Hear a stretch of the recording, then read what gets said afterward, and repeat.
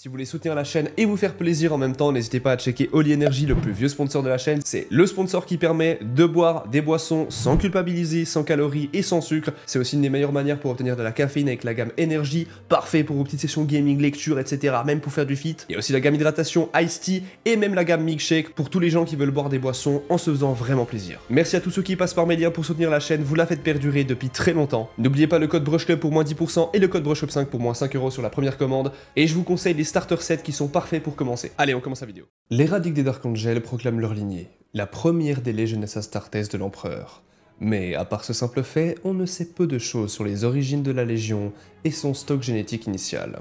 La genèse des Legiones Astartes dans son ensemble est un sujet entouré de beaucoup de secrets.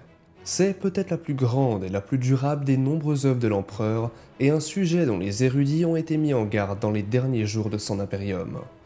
Ce que l'on sait avec une certaine certitude, c'est que parmi toutes les nombreuses races de ces guerriers post-humains, les Dark Angel ont été conçus par l'Empereur comme un modèle pour ceux qui allaient suivre, distillés à partir du code génétique le plus stable de tous ces primarques, et sans aucune tentative de favoriser les traits spécifiques ou de freiner les excentricités de la souche dont ils furent issus. Malgré cela, le processus de production de ces premiers échantillons a été long et laborieux, initié peut-être un siècle ou plus avant la fin des guerres d'unification, et consommant un grand nombre de sujets d'essai pour ne produire qu'une poignée de proto-Astartes stables. Parmi ces créations initiales, référencées dans les documents fragmentaires mis à jour dans les archives impériales sous le nom de souche primordiale, presque aucune n'a survécu au premier essai de combat et aux tests chirurgicaux. Mais elle constituait la base des cultures initiales de la première légion, et par le mérite du processus raffiné formulé avec leur création, de toutes les autres légions également. Cette grande expérience a eu un impact sanglant sur les territoires contrôlés par l'Empereur, car ses composantes les plus importantes étaient des sujets humains non contaminés, tous dans une fourchette d'âge et de conditions physiques spécifiques. Étant donné l'état de Terra au lendemain des guerres de la Vieille Nuit, sa surface polluée par les deux fléaux que furent le bombardement atomique et la bactériologique, ses sujets étaient limités. Les premières expériences ont été menées avec les jeunes des ennemis conquis par l'Empereur, et ceux achetés aux clans nomades d'esclaves qui abondaient dans les désolations de la Terra d'avant l'unité, et plus tard par tribus en hommes exigés sur ces territoires ramenés, volontairement ou non, dans le giron de l'Imperium. Ainsi, les Dark Angel ne portaient pas l'empreinte d'un seul règne, contrairement à certaines autres légions durant les premières années, dont les caractères avaient été façonnés par la nature de leur rapport initial. Leurs premiers recrues, sélectionnés parmi les meilleurs éléments dont disposait l'Empereur, étaient d'origines diverses et ne partageaient aucun héritage culturel unique qui aurait pu déterminer la façon dont elles faisaient la guerre. En effet, la diversité de leurs origines a apporté une richesse de traditions martiales disparates dans toute la Légion naissante. L'infanterie des plaines de la Francie et des îles d'Albia avait apporté avec elle la mentalité brutale qui avait conquis la moitié des terres en ruine d'Europa. Les guerriers des steppes anatoliques lointaines étaient gorgés de guerriers de cavalerie. Mais il y avait aussi les berserkers de la jolie Scandia, d'une efficacité meurtrière, et une douzaine d'autres cultures guerrières parmi la région. La première légion était le creuset dans lequel tous les bruits sauvages de la vieille nuit, toutes les connaissances après et la sagesse sanglante accumulée pendant des millénaires de guerre devaient être distillées et façonnées en une arme d'une rare puissance. Au cours des premières années de la grande expérience des Legiones Astartes, les protagonistes de la première légion, à peine quelques centaines de guerriers, ont été encouragés à éviter les noms de leur propre peuple et à adopter une nouvelle unité non marquée par des vieilles loyautés, en prenant souvent à la planète le nom des héros des vieux contes qui avaient survécu à l'ère des luttes. Dans les premiers tableaux d'honneur de la Légion, on trouvait les noms de Gilgamesh, Héraclès, Tarkon, Hengist et d'autres noms imprégnés par le temps de la puissance de la légende. Combinés à l'aspect sinistre que leur conférait le gène du premier primarque, ces guerriers ont rapidement acquis une réputation parmi les foules disparates qui constituaient à l'époque l'armée de l'Empereur, car ils semblaient être une bande de dieux tous façonnés à partir d'un moule singulier mais puissant. Combattant d'abord en petits groupes dans les rangs de l'os de l'Empereur, mettant en œuvre à la fois les compétences de leurs origines et celles des maîtres génétiques des laboratoires impériaux, ils en viendront à être connus sous le nom de princes non couronnés, ou simplement de couronnés. C'était un hommage à la fois à leur place dans la ligne de bataille et au destin qui leur avait été conféré par leur créateur. Il s'agissait là d'un titre qui allait inspirer un sentiment d'unité et une certaine arrogance aux premiers Space Marines. Et cela ira jusqu'à les inciter à bâtir la voie à la fraternité croissante des Legiones Astartes. Ce fut dans les premiers temps de la Légion, la jeunesse des os de la première Légion, qui sera plus tard affiné par le primarque Lionel Johnson dans les ailes de ces Dark Angels. Durant ces premiers temps, une myriade de groupes informels au sein des premières compagnies de la Légion ont travaillé à adopter les doctrines de combat qui furent apportées par ces origines disparates. Mais ils tentèrent aussi de créer un code de combat digne des armées post-humaines de l'Empereur. Les os n'étaient pas liés par une compagnie ou un commandement et existaient dans toute la Légion. Lors d'une bataille ou d'un engagement donné, au moins un petit nombre d'un os donné était présent pour conseiller et diriger si son expertise était requise. Dans les premières années de l'existence de la Première Légion, il y avait beaucoup plus d'armées qu'il y en a aujourd'hui. Avec pas moins de 18 formations de ce type, comme en témoigne leur héraldique distincte dans les premières archives de guerre d'unification. Le troisième siège d'Antioche, en 603.M30, a vu la participation de 9 postes distincts au sein de 4 compagnies particulières de la Légion. Et cela bien qu'à ce stade, elles comptaient moins de 30 guerriers chacune, et présentaient un chevauchement tactique important dans les méthodes qu'elles ont employées pour percer tous les murs de cette ancienne enclave. Avec le temps, les nombreuses armées de ces années chaotiques se sont rapidement transformées en un petit nombre d'armées plus concentrées. Mais au cours de ces premières années, alors que les légions sœurs n'étaient encore qu'une poignée de guerriers fraîchement moulés, la première légion était devenue le banc d'essai des diverses tactiques et doctrines qui allaient plus tard devenir la Principia Bellicosa. Alors que les autres légions atteignaient une taille suffisante pour s'engager dans des actions de combat à petite échelle, certains des os les plus spécialisés devinrent obsolètes, inutiles face à des guerriers plus adeptes de ce style de guerre, tandis que d'autres s'éteignirent en raison des insuffisances de leurs méthodes et de la nature brutale de la guerre au XXe millénaire. Loin de nuire à la Légion, ce processus d'évolution sanglant la laissait forte. La Légion restait une arme bien rodée par les combats sur Terra. Mais ce processus a également forgé un lien entre les guerriers disparates qui composaient cette première Légion. Un lien basé sur le sentiment de supériorité et de distinction qui leur avait été inculqué par les serviteurs de l'Empereur qui les avaient formés, et sur la crainte qu'ils inspiraient à ceux avec qui ils combattaient.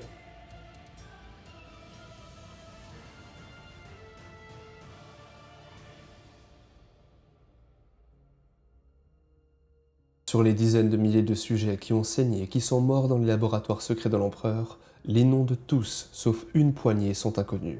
La plupart étaient, et restent aujourd'hui des sujets anonymes, utilisés pour cultiver les premiers lots bruts de graines génétiques distillées à partir du sang des primarques. Il s'agissait de sujets de tests pour les premiers organes cultivés à partir de cette graine, et tous étaient considérés comme jetables dans la cause de la jeunesse des Space Marines. Quelques-uns cependant ont servi à quelque chose de plus. Des prototypes fonctionnels de la nouvelle race de guerriers que l'Empereur avait envisagé pour sa conquête non seulement de la vieille Terre, mais de la galaxie tout entière.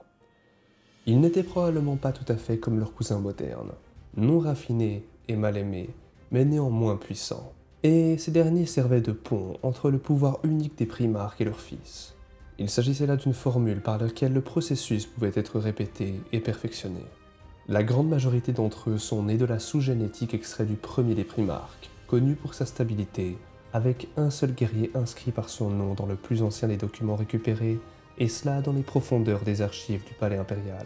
Abrasax, le 14e Gent. On ne retrouve aucune mention de ces chiffres dans les archives impériales, ni dans l'ordre de bataille d'aucune des légionnaires Astartes, sauf dans un texte obscur. Un bref compte-rendu, rédigé par l'un des conseillers assistants l'empereur pendant le siège du palais impérial, fait état d'un guerrier du nom d'Abraxus Gent, vêtu d'une armure énergétique sans ornement, qui avait été l'un des nombreux gardiens des vastes salles de ce vénérable bâtiment et qui avait combattu au sein de l'arrière-garde qui tenait les quartiers intérieurs contre toutes les hordes des traites pendant que l'empereur et tous ses primarques menaient l'assaut sur le vaisseau amiral d'Horus. Sa mort n'est pas mentionnée dans les récits, et il n'apparaît pas non plus sur les longs tableaux d'honneur qui désignent les vétérans de cette bataille capitale, vivants ou morts.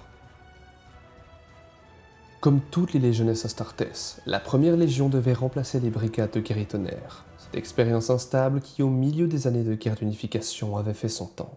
Les régiments de guerriers tonnerre avaient été l'outil nécessaire à leur époque, une arme brute et sauvage pour faire face aux sombres tyrans et aux potentats débauchés qui avaient hérité de l'ancienne Terra. Pourtant, par rapport aux légionnaires Astartes, c'était une race rude, puissante certes, peut-être même plus individuellement que ses nouveaux frères, mais incapable de réprimer sa fureur pour travailler à l'unisson. Ils étaient une horde, une tempête de fureur et de lames qui roulaient sur leurs ennemis, tandis que les légionnaires Astartes étaient une véritable armée, et dans leur unité pouvaient résister à n'importe quel assaut. La première légion allait démontrer ce potentiel, car c'était une véritable légion, comptant près de 10 000 membres, alors que les autres n'avaient que quelques centaines chacune. C'est à Samarcande, en 668.M30, que la première légion s'est rendue en masse sur le terrain pour la première fois, assemblée avec l'empereur lui-même à leur tête. C'est là que les légionnaires astartes ont fait face à leur première véritable épreuve. Non pas un test de force individuelle ou de pureté génétique, mais un test de leur valeur en tant qu'armée. 10 000 membres de la première, flanqués de contingents des 4 autres légions, ont affronté 200 000 Udug-Hul, les soldats d'élite esclaves du roi Akkad. Les Huls, dont le sang était un poison et dont la force était supérieure à 10 guerriers non améliorés, étaient la terreur du bassin de la Haute-Asie, et un ennemi qui avait jusqu'aujourd'hui résisté à toute l'avancée des armées de l'empereur. 10 heures après le début de la bataille, Samarcande était en ruine. Les Huls étaient dispersés et brisés, et le grand roi d'Akkad avait la tête à la ceinture d'un nouveau grand maître de la première légion. Ce guerrier, Hector Thrane, a été loué par les principes de Terra pour sa victoire et a reçu le titre de Sinestra par l'empereur. Il était devenu la main gauche du chef de guerre de Terra, son instrument de conquête le plus redoutable. Sur ordre de l'empereur, la première légion ne laissa pas une pierre debout, et presque toutes les traces des terreurs rencontrées lors de cette bataille furent détruites. Après la victoire, le taux de recrutement et de traitement des nouvelles légions s'est accéléré. Leur potentiel avait été triomphalement prouvé, et la première légion avait acquis une sombre renommée dans les rangs des armées de l'unité. Elle avait marché droit vers l'enfer, et non seulement elle en était revenue, mais elle avait laissé cet enfer brisé sur son passage. Cette première victoire devait établir le modèle des batailles de la première légion lors de la bataille pour la vieille terre et le système sol. Les opposants au plus horrible des ennemis avec un seul objectif, les éradiquer complètement, et cela jusqu'au dernier. De la forteresse 31 dans les décombres tuléanes de l'ancienne terre à la bataille de Carnacon au milieu des montagnes cryovolcaniques de Sedna, la première légion allait affronter les pires menaces qui pesaient sur les armées de l'unité et les faire tomber. Les menaces auxquelles elle était confrontée étaient si horribles qu'il ne restait guère plus que les honneurs de bataille. Les détails étaient même effacés des piles des données de la bibliothèque de l'empereur. Et pour poursuivre ces batailles impossibles, l'empereur leur donnera accès au coffre de l'arsenal du palais impérial. Ils avaient accès à toutes les armes interdites qui étaient conservées, et elle sera la seule légion à qui l'on fera confiance pour manier librement la pire des créations de l'humanité. Les ordres du grand maître Hector Thrane allaient entraîner la destruction des villes de Khadun et de Molei, situées dans la partie orientale de l'ancienne Terra, et le déploiement de munitions génético-bactériologiques pour purger Encaledus et l'infestation de Crave. Ces victoires ont laissé une tache indélébile à la fois sur les cours de la guerre et sur l'identité des guerriers qui les ont poursuivis, forgeant la réputation de Thrane comme un chef de guerre impitoyable et fier. Parmi les armées d'unification, la première légion était devenue synonyme de mort, car là où elle marchait, il semblait que la mort la suivait avec une inévitabilité qui a engendré de nombreuses superstitions de longue date concernant les guerriers reclus de la première. Ils étaient traités avec une crainte qui se situa quelque part entre le respect et la terreur par tous ceux qui servaient à leur côté. Les raisons étaient nombreuses, mais la principale était qu'on disait que les offensés revenaient à attirer sur le coupable l'attention de leur protecteur. Un protecteur étant la mort en personne. Parmi les hostes réunis par l'empereur, ils n'étaient pas des héros, mais plutôt une race de monstres rendus fidèles par la volonté de leur maître, malgré les dictats de la vérité impériale. Les soldats ordinaires des armées plaçaient souvent de petits talismans ainsi que des amulettes aux abords de leur camp, à chaque fois que la première légion arrivait pour éviter la malchance que beaucoup ressentaient en suivant la première légion. Une telle superstition, non seulement illégale, n'était pas sans fondement, car parmi les formations impériales attachées pour soutenir la première légion au combat, la plupart ont connu des fins sanglantes. Certaines étaient attaquées par les monstres que les nouveaux anges de la mort étaient venus tuer, et d'autres disparaissaient tout simplement, prétendument réduite au silence par la première légion elle-même, probablement de peur que l'ennemi ne revienne dans les camps avec les survivants. Les guerriers de la première légion, toujours pragmatiques, ne tardèrent pas à prendre l'apparence dans laquelle ils étaient connus, adoptant l'icône squelettique de la mort comme leur propre icône et ornant leur armure de symboles funéraires. Cet exil volontaire de leur camaraderie des petits serviteurs de l'empereur était un motif de fierté pour la première légion. C'était un sacrifice fait pour protéger l'armée mortelle des terreurs que seule la première légion était apte à supporter. Bien que pour certains de ceux avec qui elle combattait, en particulier les autres légionnaires astartes, cela semblait plus vain et plus arrogant qu'un humble sacrifice. Les maîtres de la première n'ont montré aucun intérêt pour de telles humiliations, se contentant simplement de rester entourés de rumeurs malveillantes, alors qu'ils menaient des batailles qui ne pourraient jamais être louées, de peur qu'elles ne brisent l'esprit de ceux qui étaient témoins des honneurs de la bataille. En effet, alors que les jeunes légions se voyaient accorder les honneurs de triompher des banales victoires de conquête, la première légion se voyait attribuer le plus grand honneur d'agir comme la main gauche de l'empereur. Une arme brutalement efficace d'aspect, mais sinistre et caché derrière le brillant apparat de l'armée impériale.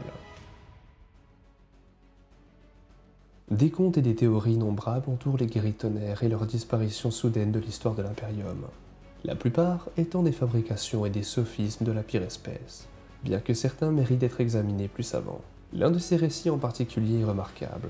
Un récit raconté par les tribus nomades qui vivent dans les terres désolées autour du mont Ararat, et qui parle non seulement des guerriers tonnerres, mais aussi d'une armée vêtue de gris sombre comme les nuages d'un orage, et marquée comme étant unique. Ces guerriers, comme le disaient les nomades des collines, attendaient le retour de quelques guerriers tonnerres survivants, épuisés par leur victoire, mais plutôt que de saluer leur bravoure, ils les auraient terrassés dans une volée tonitruante de bolt et de plasma. Cette histoire est très différente des récits héroïques racontés par les commémorateurs pour marquer la fin des guerres de l'unité. Mais il serait en accord avec les nécessités brutales des plans de grande envergure de l'empereur. Il est possible que les guerriers, marqués tous comme un seul homme, soient la première légion, qui portait tout le sigle de leur numéro en gras, sur leur plaque, car les batailles de cette légion étaient souvent retirées des archives impériales, les détails étant effacés et oubliés. Mais il n'existe pas de preuves concrètes, pas même dans les archives du palais impérial.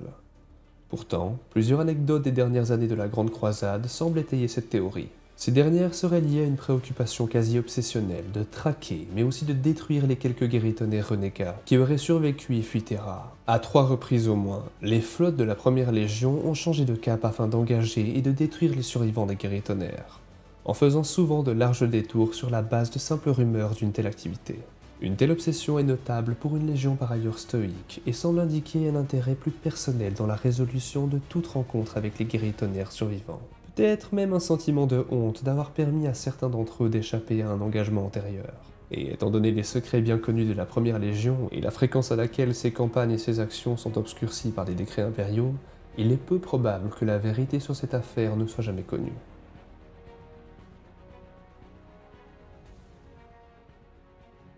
C'était un honneur qui allait porter tout au long de la guerre pour unifier Sol et au-delà, un devoir qui les séparera des autres légions créées à leur image.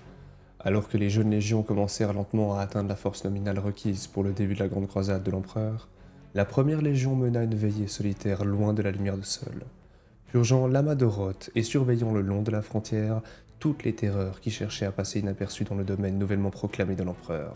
Ce devoir, ils l'acceptèrent sans se plaindre, fiers du rôle que l'Empereur leur avait confié, car ils étaient ces anges de la mort, surnom qui à l'époque leur appartenait à eux seuls. Pendant près d'une décennie, ils ont vécu dans les profondeurs sans lumière du système, brûlant les lunes gelées du système extérieur et libérant les quelques avant-postes perdus de l'humanité qui survivaient encore aux confins du système Sol. Ici, les réseaux informels de spécialistes au sein de la Légion étaient devenus le premier des ordres de bataille, dédié à un objectif de guerre singulier au-delà de la portée du plus large des hostes. Le rare a été affiné dans les batailles à la limite sombre de Sol, et les chiffres et rituels complexes par lesquels ils l'ont enregistré se sont retranchés au cours des longues années d'isolement. C'est grâce à la connaissance durement acquise par ces guerriers que la Légion allait triompher encore et encore dans les batailles les plus épuisantes et les plus dangereuses auxquelles les guerriers de l'Empereur étaient confrontés. Les faiblesses de chaque ennemi exposé par le sacrifice et codifiées dans les traditions des ordres et les secrets de la guerre de tout environnement étaient catalogués dans leurs archives. La Légion retournera dans les mondes intérieurs, purgés de leurs faiblesses et endurcis par l'adversité. Leur armure n'étant plus le gris plat des autres légions, mais un noir profond et impassible. Il n'y aura pas de fanfare à leur retour aux côtés de l'Empereur, pas de défilé de la victoire, mais simplement l'approbation silencieuse de l'Empereur de l'Humanité et une place à l'avant-garde de l'armée qui se rassemblait, prête à faire la guerre à une galaxie hostile. Malgré les épreuves qui les attendaient et les puissants ennemis qu'ils allaient affronter, personne ne pouvait douter de la victoire après avoir été témoin de la sinistre détermination et de la fierté stoïque des guerriers vêtus de noir qui prenaient place à la tête de l'armée. Là, au milieu du vaste rassemblement qui a eu lieu autour des chantiers navals de Saturne, la flotte accordée à la Première Légion s'était distinguée parmi les vaisseaux des modèles saturnines nouvellement construits et les anciens vaisseaux se sont réveillés des macrovoûtes de Mars, car la Première Légion avait reçu l'honneur d'une dîme de quelques vaisseaux terrans restants. Ces anciens vaisseaux dataient presque tous des années précédant la vieille nuit, vestiges de technologie oubliée et d'aspiration de grandeur perdue. Parmi eux se trouvaient d'énormes cuirassés de classe Gloriana, des croiseurs de classe Prométhéenne habillés de boucliers Void et de destroyers de classe Tiamat à boucliers d'armes. tous dépassant de loin les conceptions plus modernes en termes de puissance et mis à la disposition de quelques personnes autres que les propres gardes de l'empereur. À chacune de ces autres légions, il n'avait légué qu'une poignée de ses navires, tandis qu'à la première légion, l'empereur avait accordé toute une flotte. Ce cadeau n'était pas une simple récompense pour l'héroïsme dont ils avaient fait preuve dans les combats sur la vieille terre et au-delà, mais plutôt un outil nécessaire pour les actions à venir. Car lorsque les armées de l'empereur se sont lancées dans la Grande Croisade et ont dépassé les limites de quelques cartes stellaires qui avaient survécu la vieille nuit, elles ont rencontré de telles terreurs que les batailles sur Terra ont été rendues insignifiantes en comparaison. Dans ces lieux obscurs parmi les étoiles, la première légion comprendrait la raison de ce don, car pour combattre les monstres que l'empereur avait prévus sur son chemin, elle aurait besoin d'armes monstrueuses.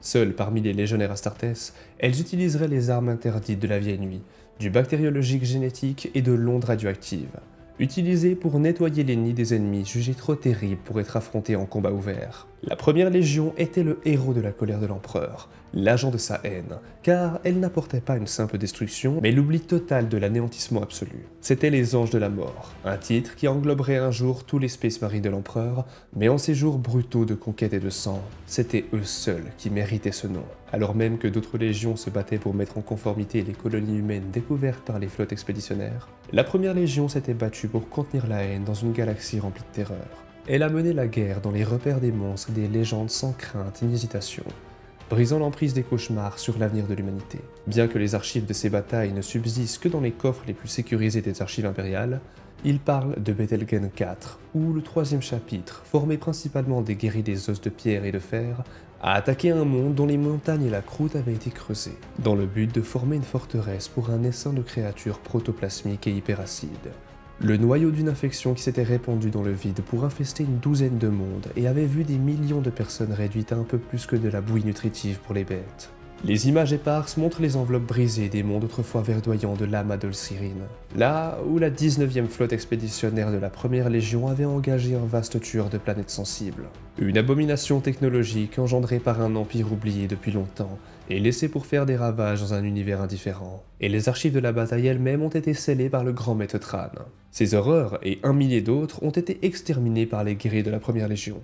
Et toute trace des campagnes a été effacée des archives afin de protéger la santé mentale de tous ceux qui n'étaient pas préparés à la haine aveugle de l'univers. Pour ceux qui ne faisaient pas partie des rangs de la première, leur bilan dans les premières années de la Grande Croisade semblait au mieux insuffisant par rapport à celui de leurs frères de la Légion, et au pire une fabrication. Avec plusieurs de leurs plus grands triomphes enveloppés dans le secret, ils ont connu des victoires moins conventionnelles à leur nom. Il y eut seulement une poignée de mondes amenés à la conformité, où des centaines avaient brûlé en silence. Ce que peu de gens savaient, c'est que c'était grâce au sacrifice et à la bravoure de la Première Légion que de nombreuses doctrines clés des légionnes Astartes avaient été forgées, avec des tomes tels que le Principia Bellicosa, formés en partie à partir des stratégies et des tactiques perfectionnées par la première, alors que chaque os s'efforçait d'affiner sa propre façon de faire la guerre sur le champ de bataille les plus vils de la Grande Croisade. Ceux qui ont prospéré sur les champs de bataille se sont développés et ont transmis leur savoir, non seulement à leurs frères de bataille au sein de la Légion, mais aussi à ceux qui ne faisaient pas partie, grâce aux doctrines créées dans leur sillage, alors que ceux qui ne s'adaptaient pas s'effaçaient de la liste de la Légion, réduits à l'extinction par la fin inexorable de la guerre.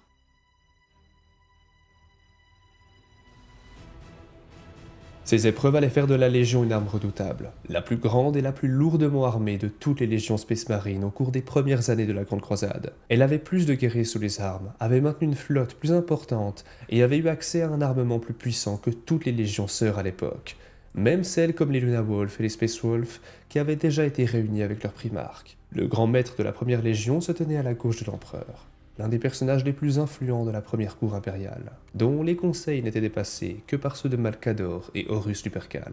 Malgré la nature cachée de nombre de ses triomphes, elle était reconnue par tous comme la plus importante de leur famille posthume, la plus puissante force armée dans les rangs serrés des armées impériales. Au cours de ces années de conquête et de victoire, la Première Légion était restée fidèle à son nom au sommet de la puissance impériale, redoutée par ceux qui s'opposaient à l'empereur et à son rêve d'unité, et respectée par tous ceux qui combattaient à ses côtés. Cependant, comme pour toute chose, la gloire de la Première Légion serait une chose fragile qui ne pourrait durer que peu de temps avant de devenir quelque chose de moins qu'elle ne l'était autrefois. Pour la Première Légion, à l'époque précédant le retour de leur primarque, le grand ennemi qui les ferait chuter de leur place d'honneur ne serait pas la terreur des ténèbres extérieures, mais plutôt leur propre orgueil. En effet, bien que les croiseurs noirs de la Légion se soient toujours trouvés en bordure de la carte, chassant tous les monstres dans l'obscurité entre les étoiles, elle s'enorgueillissait désormais de ne s'opposer qu'aux ennemis les plus puissants, ceux qui possédaient une puissance égale à la sienne et ceux en qui elle voyait la possibilité d'une défaite. Les autres menaces, jugées trop insignifiantes pour la première légion, trop faibles pour constituer un véritable défi, des ennemis qui ne mettaient pas ses stratégies ou son courage à l'épreuve, étaient souvent contournées et laissées au régiment de l'armée impériale et aux autres flottes de la Légion qui suivaient dans son sillage. Pourtant, à chaque rencontre, elle ne faisait que se renforcer. Aucun ennemi aussi puissant ou destructeur soit-il ne pouvait l'arrêter, et chaque triomphe ne faisait qu'ajouter au bouclier d'arrogance qu'elle s'était bâti elle-même. L'orgueil obstiné qui l'avait soutenue à travers des épreuves sans nombre était maintenant devenu une lame à double tranchant. L'hexagrammaton, autrefois un ensemble de connaissances en constante évolution qui changeait en fonction de chaque défi, était devenu fixe. Les guerriers de la première supposaient qu'ils avaient atteint le sommet de la compétence et ne pouvaient pas en apprendre davantage. Le recrutement, en dehors de leur ancienne enclave sur Terra et de quelques autres mondes, ne se faisait qu'au compte-gouttes. Ceux qui venaient de l'extérieur des zones de recrutement traditionnelles étaient considérés comme moins précieux. Chaque bataille les conduisit plus loin sur le chemin de l'arrogance délibérée, chaque victoire saluée comme un triomphe de leurs compétences, et chaque défaite rejetée comme une folie. La tradition et le rituel devinrent plus importants que l'innovation. Chaque ordre et chaque hoste gardant jalousement ses propres petits fragments de l'art de la bataille de la Légion, car ils étaient certains que c'était ce petit bout de connaissance qui était le vrai cœur du succès de la Légion. La première commença à se replier sur elle-même, l'ouverture et la nature curieuse de ses premières années étant lentement remplacées par une approche secrète et liée à la tradition. Elle avait débuté la Grande Croisade en tant que mentor et guide pour les autres légions, recherchant les stratèges et les tactiques qui permettraient de réaliser pleinement le potentiel des Space Marines. Mais elle en voulait de plus en plus à ceux qu'elle avait autrefois guidés. Les autres légions revendiquaient pour l'empereur des victoires faciles aux yeux de la première légion, des conquêtes insignifiantes contre des ennemis indignes, mais pour lesquels elle recevait des lauriers et des éloges équivalents à ceux des batailles durement gagnées par la première légion. Certains rivalisèrent également avec la puissance de la première. Les ultramarines, désormais réunis à leur primarque, pouvaient revendiquer davantage de guerriers sous les armes. Et les Imperial Fist, sous Dorn, se targuaient de la puissance de feu d'immenses reliques, comme le Phalanx, le vaisseau principal de leur flotte. Pour une légion qui avait bâti sa fierté sur un sentiment d'autorité, que certains pourraient même considérer de supériorité, elle se retrouvait aujourd'hui simplement comme une parmi tant d'autres, et allait ébranler ses fondations. Le coup de grâce à cette fragile fierté fut peut-être porté à Canis Valor, où la simple conquête et la complaisance obstinée se transformèrent en ignominie et en désastre. Ici, dans un système par ailleurs insignifiant, abritant une race xéno encore non cataloguée par les sages frères des ordres d'extinction et d'annihilation, la première légion et son grand maître engagèrent une petite force d'assaut, car ils étaient trop orgueilleux et confiants dans leur capacité à vaincre, et ils étaient sûrs de leur stratégie. Mais pourtant, cela allait se retourner contre eux. Car les xénos de Canis Balor, dont l'identité a été effacée depuis longtemps des archives, se sont révélés être une menace sans précédent. Combattant sans se soucier des tactiques éprouvées et avec une technologie qui défiait toute explication rationnelle, les xénos étaient prêts pour la Légion. L'attaque initiale de la première avait été repoussée avec de lourdes pertes. Cet acte tragique était l'un des premiers qui arrivait pour la Légion depuis des décennies. La défaite était un ennemi qu'elle pensait avoir vaincu, et l'orgueil commença à brouiller sa sagesse. Un deuxième assaut a suivi, puis un troisième, chacun repoussé à son tour avec des pertes croissantes. Avec son dossier sans faille désormais entaché et sa fierté blessée, le grand maître Tran mena un dernier assaut, refusant d'accepter que quiconque puisse égaler ses propres guerriers en termes de compétences et de ténacité.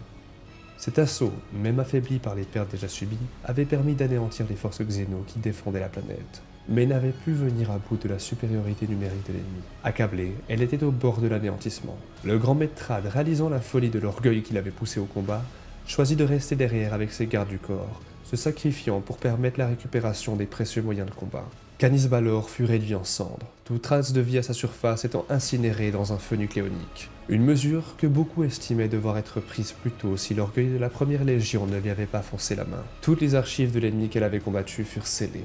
Mais elles furent ensuite récupérées par l'ordre des griffes brisées, avant d'être scellées à nouveau pour des raisons tout aussi perdues pour l'histoire. La perte à la fois de la bataille et du grand maître Tran s'était avérée être un catalyseur de troupes dans les rangs de la Légion. Chacun des maîtres des hostes et des percepteurs des ordres était sûr que si leur doctrine avait été primée, ils auraient pu renverser le cours de la bataille. Une lutte subtile pour le pouvoir éclata entre le niveau d'autorité complexe au sein de la Légion, une lutte qui avait ralenti le rythme de la conquête et avait menacé de faire perdre à la Légion sa position d'honneur prééminente une fois pour toutes.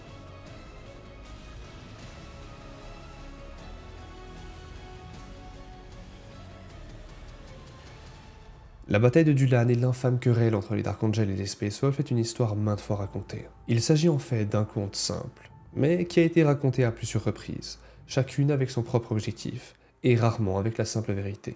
Mais les détails de la bataille sont bien connus. Les Manrus, le primarque des Space Wolves, et le Lion, primarque des Dark Angels, étaient tous deux assignés à la conquête de Dulan. Et alors que les Space Wolves attendaient et assiégeaient, les Dark Angels ont lancé un assaut soudain qui leur a permis de revendiquer l'honneur de la victoire finale. En entendant cela, on prétend le plus souvent que les Manrus est entré dans une colère noire et a agressé son frère, ce qui aurait donné lieu à un duel légendaire entre eux, que leur légion rejoue à chaque fois qu'elle se rencontre d'après les rumeurs. Cela aurait conduit à l'hypothèse populaire d'une rancune amère entre les Space Wolves et les Dark Angels, un sentiment de malveillance durable provoqué par ce seul incident isolé qui a été accepté par l'histoire comme un fait. Pourtant, ces deux légions ont combattu ensemble à plusieurs reprises, avant et après la bataille de Dulan, sans rancune, et dans de nombreux cas, avec un sentiment de camaraderie partagé. En effet, il a souvent été noté que les deux primarques, Lionel Johnson et les Manrus, avaient à peu près le même caractère, même s'ils l'exprimaient souvent différemment. Tous deux étaient très pragmatiques et n'avaient que peu de temps à consacrer à la frivolité ou aux excès de la civilisation. Ils préféraient le franc-parler à la nécessité politique et jugeaient les hommes en fonction de leurs actes plutôt que de leurs paroles. Par-dessus tout, les deux primarques accordaient la plus grande importance à la loyauté, tenant leurs serments comme des liens d'acier et réservant la haine la plus profonde à ceux qui renonceraient à un vœu. Cela étant, les événements survenus sur Dulan et la rancune qu'ils sont censés avoir engendrée se présentent sous un jour étrange. Que les deux se soient battus ne fait aucun doute, car trop de sources accordent sur ce point. Que l'un ou l'autre en soit venu à garder rancune n'est pas plausible. Au contraire, l'histoire des deux primarques suggère l'existence d'un lien profond de confiance et de respect mutuel. Ensemble, ils ont assisté à la fin de l'Empire Angdan, une race alien terrifiante. Ils ont aussi conquis un millier de mondes et vaincu certains des plus terribles ennemis de l'Imperium. Dulan semble avoir représenté une épreuve parmi tant d'autres, une épreuve qui leur a permis de se mesurer l'un à l'autre et une épreuve souvent répétée lorsqu'ils se rencontrèrent, eux ou leurs guerriers, mais une épreuve répétée sans la rancœur qu'on lui attribue souvent.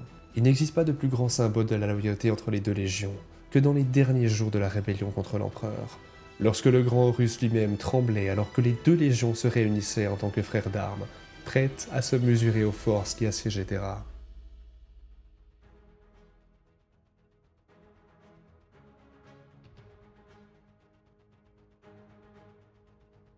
Cette lutte avait été menée avec la plus grande férocité sur le sol de la grande salle du conseil de la première légion à Gramary, au cœur de la légion.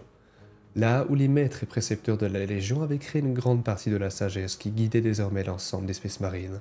Chacun des maîtres de la Légion, ne pouvant ou ne voulant pas voir qu'il faute à sa propre sagesse, avait chargé à la rabattre sur celle de ses camarades afin qu'ils soient éliminés de la première Légion. Le plus controversé de tous était l'élection d'un nouveau grand maître, car peu acceptaient la sélection d'un guerrier d'un autre os que le sien. Alors que le rythme des conquêtes de la première Légion ralentissait et que les débats du Conseil des Maîtres stagnaient, ce serait l'intercession de Malcador, premier des confidents de l'Empereur, qui permettrait de sortir de l'impasse. Plutôt que de présenter une certaine censure au nom de l'Empereur, il choisit plutôt de parrainer un candidat de son choix, cherchant à sortir la Légion de son marasme et à la faire rentrer de plein fouet dans la guerre.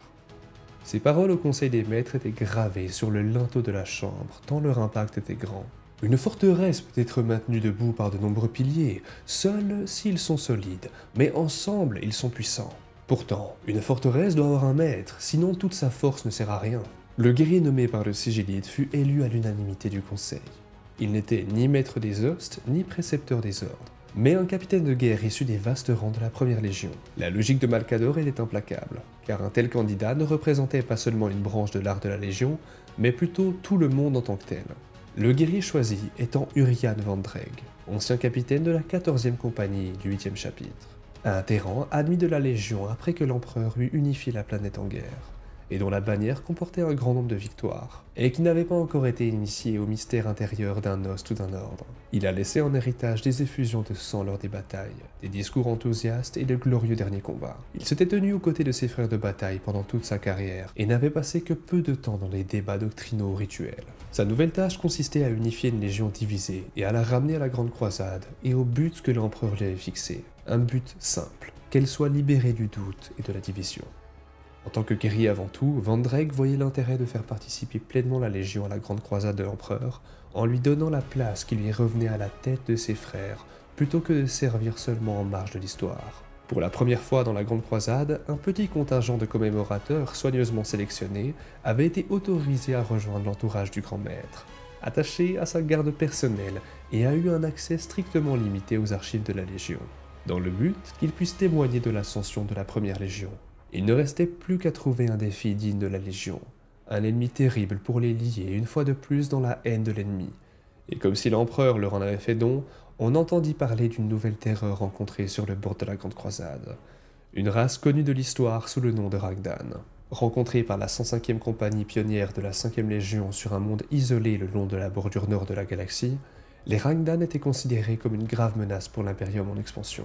Bien qu'à l'époque leur territoire était censé n'englober qu'un seul système, ils possédaient une technologie vile et un aspect redoutable qui justifiait les réactions les plus extrêmes.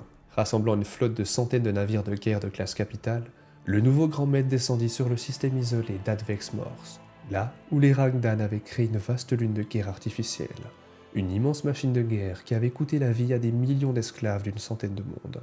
Cette arme monstrueuse était défendue par une flotte de barques de guerre des Ragdan, tout aussi moches les unes que les autres, armées de leurs propres armes et dont l'équipage était composé d'esclaves dont les colliers neuronaux imposaient une obéissance sans faille.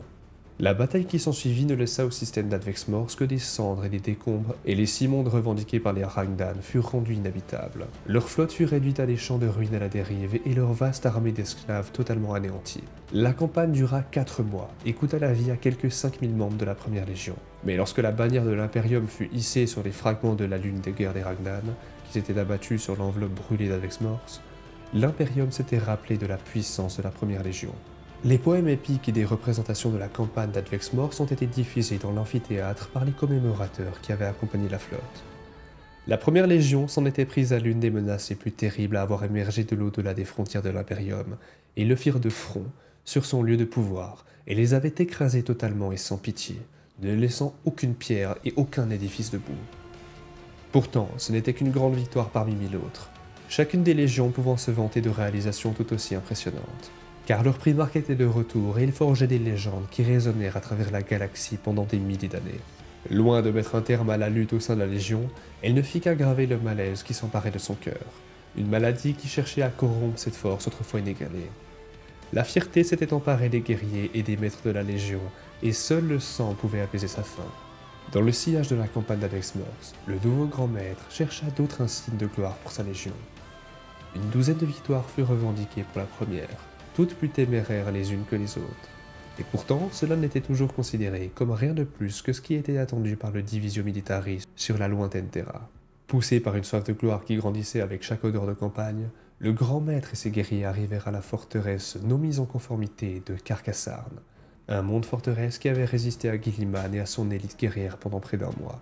Le patient chef de guerre des Ultramarines avait établi ses stratégies, avec l'intention d'assiéger la forteresse en détail et d'épargner à sa légion les pertes injustifiées qu'un assaut frontal téméraire lui apporterait.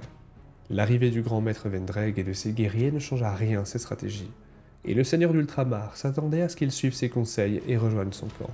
Mais les guerriers de la première voyèrent devant eux une chance d'humilier le grand primarque. Alors ils formèrent des rangs devant les grandes portes de plusieurs kilomètres du monde forteresse de Carcassarn. Et ils chargèrent. Une armée de guerriers en noir et des machines de guerre, forte de 10 000 guerriers et précédée des mêmes grandes bannières qui avaient fait la guerre aux côtés de l'empereur lui-même, descendit sur la porte de la cité. Des centaines d'entre eux tombèrent lors de l'assaut initial, démantelés par les canons du rempart et immolés par les tirs de plasma provenant des meurtrières dissimulées dans les fortifications. Ils forcèrent une brèche auprès de leur vie, ouvrant un chemin aux canons lourds pour brûler un trou dans les vastes portes et dans les labyrinthes les boulevards fortifiés au-delà. Son élan renforcé par les actions du primarque Guilliman et de ses propres troupes lui permirent d'avancer, mais lentement, prudemment, en prenant chaque objectif méthodiquement et avec un minimum de pertes. L'avant-garde de la Première Légion émergea bientôt, se dirigeant vers la place centrale et la citadelle en son cœur. Bien qu'elle l'atteignît bien avant les Ultramarines, un dernier acte de trahison de la part des seigneurs désespérés de Carcassarn allait saper la victoire de la Première Légion. Une mine atomique cachée explosa sous la tour du donjon et tua le second grand maître de la Première Légion alors qu'il se tenait au deuil du triomphe, enterrant Vendreg et son cadre de garde du corps de l'os de la mort. Bien que leur perte ait été lourde, tant en nombre qu'en importance, la victoire avait été acquise dans le sang par la Légion, sa saveur d'autant plus douce que les prix payés pour la gagner. Pourtant, le seigneur d'Ultramar, ce guerrier en bleu, dernier à la bataille et dernier à la victoire, ne leur a pas adressé des mots de félicitations. Il n'a pas reconnu les compétences ou la force d'âme de la première légion, n'a pas salué leur bravoure ni leur mort. Au lieu de cela, il n'a offert que ses mots au rang des vainqueurs, alors qu'ils se tenaient debout devant les corps de leurs champions tombés au combat. La gloire est un piètre stratège, car elle fait du triomphe un trophée amer et un prix vide de sens. Aujourd'hui, vous avez prouvé la force de votre légion, mais pas sa sagesse. Tous les os perdus de la première légion n'avaient pas simplement disparu, laissant un héritage pour le sang versé en leur nom. Parmi les doctrines qui allaient tomber aux mains des caprices de la bataille, et qui se sont révélées peu pratiques pour un déploiement général au sein de la Légion, il y en avait certaines dont le mérite restait à explorer sous d'autres formes et à adapter pour servir l'empereur même dans la mort. La première de ces hostes ratés était l'os des Pentacles, un rassemblement de ceux qui, au sein de la première Légion, avaient montré une aptitude ou une résistance au pouvoir inconstant et pervers de l'occulte. Une discipline défendue par un certain nombre des seigneurs de guerre les plus profanes vaincus par l'empereur sur l'ancienne Terra. En utilisant les connaissances tirées des sanctuaires déchus de ces tyrans de la vieille terre, la première légion avait tenté de recréer sa propre cabale de sorcières. Des guerriers adeptes répandus au sein de la légion pour améliorer le modèle psychique qui leur avait été accordé par l'empereur avec les arts ésotériques, et pour conseiller ses commandants quand ils devaient combattre un ennemi armé de telles connaissances, mais aussi de telles capacités impies. Le zénith et le nadir de la brève existence de l'os se situeront au moment du scellement de la Porte Noire en 810.M30. Il s'agissait là d'une bataille longtemps gardée secrète, connue uniquement de ceux qui ont accès aux voûtes les plus profondes des archives impériales. C'est là, dans ce sombre royaume où l'humanité a pénétré à l'improviste et sans y avoir été invitée, que les adeptes de Lost, connus alors sous le nom de Quaesitoris, qu'ils serviront à la fois de plus grandes armes et de plus dangereuses faiblesses de la Légion. Les plus faibles d'entre eux, n'ayant aucune formation formelle en technique défensive, allaient succomber au contrôle d'entités au-delà de l'entendement de l'homme mortel et faire des ravages dans les lignes de bataille de leurs propres frères, avant d'être mis à terre. La bataille ne fut gagnée que par la force d'esprit et le sang du maître de Lost des Pentacles et des meilleurs quasitoristes Lost, qui, malgré tout, scellèrent la brèche et barrèrent les portes de ce royaume de la réalité grâce à leur pouvoir psychique. À la suite de cette lutte cataclysmique, l'os des Pentacles avait été dissous, ses questeurs revenant dans les rangs de la Légion ou confiés à d'autres hostes. Leurs compétences puissantes mais non raffinées avaient été jugées trop dangereuses et imprévisibles pour être utiles. L'ancien maître de l'os des Pentacles, Idric Kibalos, dont toute référence a disparu dans les archives des Archangels, ne revient pas à un autre poste au sein de la Légion, mais il réapparaîtra près d'un siècle plus tard, inscrit sur la charte fondatrice du Librarius aux côtés des personnalités tels que Magnus le Rouge et Jagatai Khan. Son œuvre étant sans doute préservée par ordre de l'empereur jusqu'à ce qu'on en ait à nouveau besoin. En effet, une grande partie du programme de formation initiale du Librarius intégrait les techniques mises au point par les adeptes de l'os des Pentacles, mélangées aux traditions de Prospero et de Kogoris. La première étant la planète d'origine des Thousand Sons et du primarque Magnus le Rouge, et la seconde des White Scars et du primarque Jagatai Khan. Il s'agissait là d'un hommage au sacrifice et aux compétences de ces guerriers que l'histoire avait oubliés. Ce fut dans la mort que le grand maître Vendreg atteindra enfin son but, car ce furent les premiers élans de haine qui uniront sa légion, une animosité vengeresse qui naîtra avec sa mort, et qui s'épanouira dans l'ignominieuse victoire de Carcassarn. Ce monde avait été abandonné par la première légion et laissé aux guerriers d'Ultramar, son honneur de bataille étant apposé dans les registres de la Légion et marqué sur les bannières uniquement par un laurier vide. La seule chose que les anges de la mort emporteront avec eux de Carcassarn sera une tâche subtile, un sentiment d'inomnie qui aiguisera leur conquête et leur réalisation et qui les poussera à accomplir des exploits encore plus grands pour prouver leur bravoure. Car malgré les actes de leur passé et la victoire à Carcassarn, les ultramarines les considéraient simplement comme des égaux, des frères plutôt que des mentors. Pour la première légion, que l'empereur avait créée en premier et qu'il avait gardée à ses côtés, cela était une insulte encore plus terrible que les dures paroles de Guilliman. Une fois de plus, le Conseil des Maîtres avait pris les rênes de la première légion, cette arme de guerre des plus puissantes, et la divisa à travers les étoiles en quête des défis armés les plus meurtriers qu'ils ont pu trouver. Chacun étant désireux de prouver la valeur de sa légion et de son host. Ils ont livré bataille sans remords et se sont accrochés à des triomphes sans se soucier du coup attaché à leurs trophées. Les 9e et 14e chapitres prirent les citadelles de corail de Melnok au Fraal, et ils le firent en une seule nuit de massacre brutal à bout portant. malheureusement au prix d'un dixième de leur propre force, afin de devancer l'assaut des Luna Wolf ailleurs dans la map. Sur les désolations rouillées de Vorsingun, une force de 1000 initiés de l'os de fer, rassemblés au sein des 11e compagnies et disposant de plus de 400 machines de guerre, a pris le terrain d'assaut contre une horde d'or 3 fois plus nombreuse, devançant ainsi la principale force d'assaut pour revendiquer la victoire pour eux-mêmes à un prix effrayant. Pourtant, pour chaque victoire, chaque honneur de bataille revendiqué par le sang de ses guerriers, la première légion n'avait pas été plus près de retrouver la gloire de ses débuts. Partout dans la galaxie, les Space Marines étaient devenus une arme de guerre unique, s'appuyant sur les doctrines du Principia Bellicosa, développées à partir des épreuves des campagnes de la Première Légion et les ayant surpassées, chacun les adaptant à leurs propres besoins. À Ultramar, le grand royaume des Ultramarines forgé par la main de Guilliman, le primarque de la 13e Légion était allé jusqu'à rédiger un nouveau traité de guerre afin d'améliorer le schéma par lequel les légions s'étaient organisées depuis son départ de Terra. L'âge d'or de la Première Légion, ces jours de gloire où elle était la seule gardienne du jeune Imperium, était pratiquement terminé. La nature de ces batailles cachées signifiait qu'elle ne vivrait plus que dans la mémoire des plus anciens guerriers de la Légion et dans les histoires secrètes des archives impériales. Un prix amer à payer pour la Première Légion de l'Empereur, dont l'honneur garderait à jamais secret ses plus grandes réalisations. La fierté qui avait soutenu la Légion à travers toutes les horreurs de son passé, toutes ses croisades solitaires et ses vaillants derniers combats, ne lui permettrait pas d'accepter une place moindre dans l'ordre de bataille de l'Imperium. La fierté verrait la Légion réduite en poussière avant qu'elle ne laisse les plus jeunes l'éclipser. Alors que la Grande Croisade arrivait à son point médian, le tournant de la guerre de l'Empereur pour la conquête de la galaxie, la Première Légion se tenait à bord du précipice qui lui était propre. Les années qui suivirent la mort du grand maître Vendreg avaient vu leur nombre se réduire, mais pas leurs esprits. Là où les autres légions avaient prospéré et s'étaient renforcées, les anges de la mort avaient vu leur pouvoir dilapidé dans ces attaques suicidaires et dans des campagnes épuisantes au-delà de la compréhension des soldats mortels.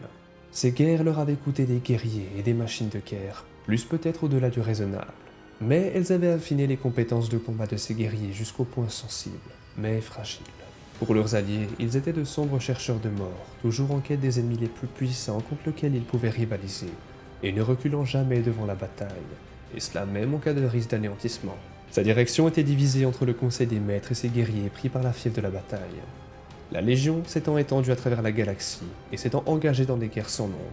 Chaque chapitre, host et horde cherchant à regagner ce qui avait été perdu. Si elle avait continué sur cette voie, il est probable que la Première Légion serait morte, lentement et inévitablement coupée en morceaux sur la lame à double tranchant de sa fierté. Pourtant, cela ne devait pas se produire, car une petite flotte de chasseurs itinérants de Jagatai, les Wildscar, découvriront un monde connu sous le nom de Caliban, et l'Empereur fera sortir de ces sombres forêts le salut de la Première Légion.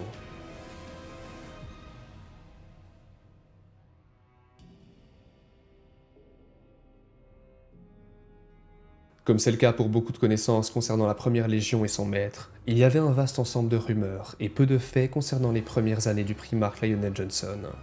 On sait qu'il a disparu avec les autres primarques, et cela dans les laboratoires de l'Empereur sur Terra, avant le début de la Grande Croisade, au sein des installations cachées au cœur de sa forteresse secrète, par des moyens autrefois inconnus. Plus de 50 ans plus tard, le jeune lion sera découvert par un groupe de chasseurs de chevaliers de l'or dans les profondeurs des forêts de Caliban. Dans ces forêts vivait une race de créatures aujourd'hui inconnues dans la galaxie, de monstrueuses armes chimériques héritées de l'ère des luttes, poussées par une faim qui ne pouvait être étanchée, et capables de transformer en quelques secondes un guerrier en armure en une ruine de sang et de chair. On ne peut pas savoir avec certitude combien de temps le jeune primarque a survécu seul dans les profondeurs vertes, car le lion lui-même a rarement parlé de cette époque. Les chevaliers qui l'ont trouvé ont supposé, d'après sa stature et sa prestance, qu'il n'aurait pas pu passer plus d'une décennie seul. Mais la croissance et le développement des primarques ne suivaient pas le modèle de l'homme mortel. Ils ne vieillissaient pas comme ceux qui n'ont pas été touchés par le génie de l'empereur. La période pendant laquelle le lion a rôdé au milieu des arbres peut très bien avoir été beaucoup plus longue qu'on ne peut le penser. En effet, les légendes de ces villes fortifiées qui bordaient la bande de la forêt où le primarque avait été découvert parlaient d'un esprit de la forêt qui hantait les profondeurs. Un esprit de petite taille, mais dont la forme était celle d'un homme qui n'était connu que par les mystérieuses marques qu'il avait laissées dans son sillage, et qui existait depuis près d'un siècle avant la découverte d'El Johnson. Que le lion ait chassé dans la forêt de Caliban pendant une décennie ou un siècle, cette époque l'avait marqué. Les profondeurs sans lumière sous la canopée grouillaient d'horreur, de tueurs rapaces qui émergeaient souvent des profondeurs pour chasser parmi les villes et villages de la population humaine en déclin de Caliban. C'est là, parmi les monstruosités les plus ignobles que l'on puisse imaginer, que le lion a passé son enfance. Il a appris à se taire, de peur d'accorder l'avantage à ceux qui le traquaient. Il a appris à ne se battre que lorsqu'il pouvait gagner, de peur d'être blessé trop gravement pour survivre. Et il a appris qu'une fois la bataille engagée, elle ne pouvait se terminer que par la mort, que les forts survivraient et que les faibles tombaient. Il s'est battu pour sa vie à main nue avec une détermination si inhumaine qu'elle lui a servi mieux que n'importe quelle lame forgée dans le fer. Ce n'était pas un berserker sauvage, mais plutôt un chasseur calculateur régi par la logique et non par une simple rage.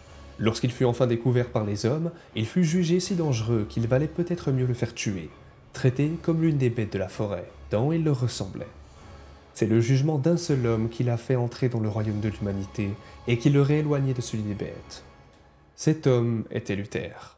En tant que champion parmi les guerriers qui avaient défendu Caliban pendant les longues années de la vieille nuit, Luther nomma sa nouvelle recrue Lionel Johnson, le fils de la forêt, et l'éleva au rang de chevalier de l'un des nombreux ordres de Caliban.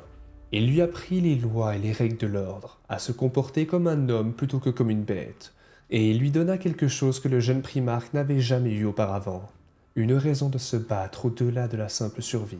Caliban était un monde en voie de disparition, son peuple assiégé par les bêtes qui se pressaient dans les profondeurs cachées de la forêt et qui s'éteignaient lentement. L'ordre qui avait construit et entretenu les grandes forteresses en confins de la nature avait vainement tenté d'endiguer la marée mais n'avait réussi qu'à ralentir le rythme de leur destruction, car ils étaient trop peu nombreux pour faire plus que défendre leur base contre les assauts constants.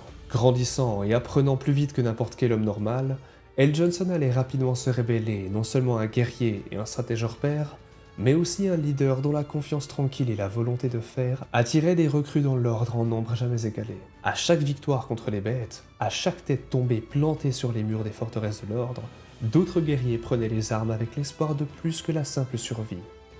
Lionel Johnson était à l'avant-garde de ce nouveau mouvement, non pas par choix, car il avait toujours été taciturne et enclin à la recherche de solitude, mais par l'action, se trouvant toujours à l'avant-garde de n'importe quelle bataille, et surtout car il n'avait jamais peur de dire ce qu'il pensait ou d'agir lorsque d'autres pourraient hésiter.